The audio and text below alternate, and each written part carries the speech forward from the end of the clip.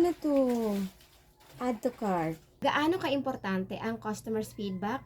Online seller ka ba? Kung isa ka sa katulad ko na online seller ay patapusin mo po ang video na ito. Dati po sa mga bangketa, sa mga tiyanggian kami nagbebenta.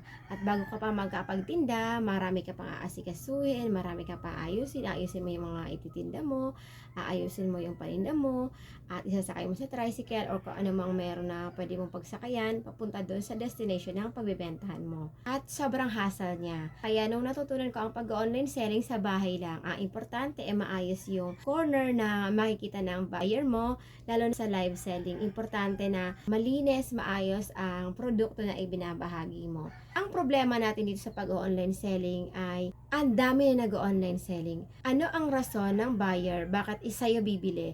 Bakit ikaw ang bibilhan? Sa amin, sa part namin, napaka-importante ng customer service. Minsan kasi hindi ka agad-agad yan bumibili.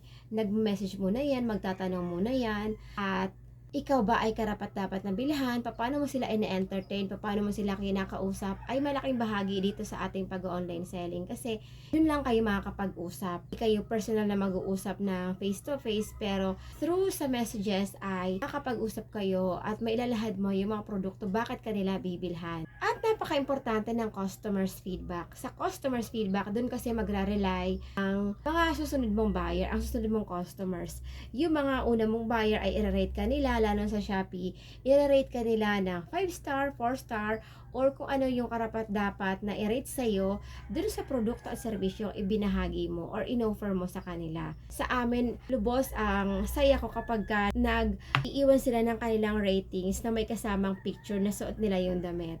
Ang happy-happy ko doon, at hindi ako basta mabentahan lang or basta lang ako makabenta. Hindi yung pagkatapos kang bilhan ay wala ka ng pake. Iba sa akin ang customer's feedback kasi nalalaman ko kung kamusta po yung natanggap mo, kamusta po yung na-receive mo, ano po ang fittings ng inyong produkto na-receive.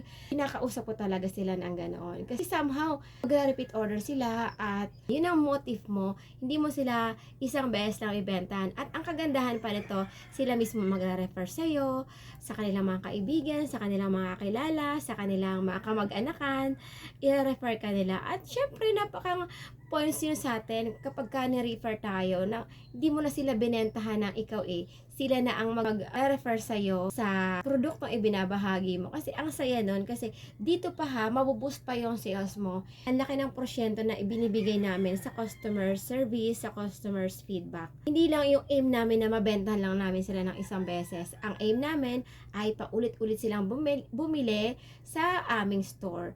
Pag naisip nila na this time bibili ako ng damit, kami ang may isip nila. Bakit ko to ibinabahagi sa'yo? Dahil alam ko sa online seller ay nahihirapan ka din sa iyong pag-online selling.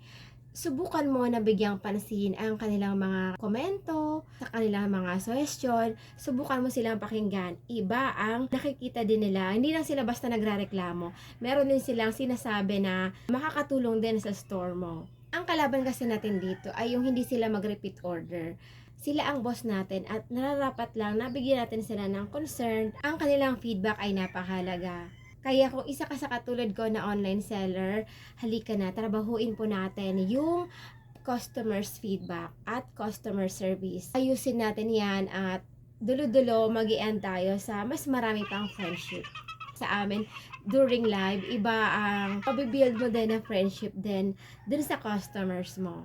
Kung nagugustuhan mo po ang video na ito, ay huwag na pong kakalimutan na i-share and i-like na po this video at mag-comment na po sa baba. At kung gusto niyo rin pong makita yung mga product na ino-offer namin at ang kailang mga feedback, ay bisitahin na po kami sa Sisters Glam Apparel on Facebook page, and you may visit us on Shopee. Sa Shopee po, everyday kami naka-live. Magkita-kita pa po tayo doon, mga sikos. Mula po dito sa Bayan Angono, ang tahanan ng Higantes Festival. Ako po si Joey Lynn.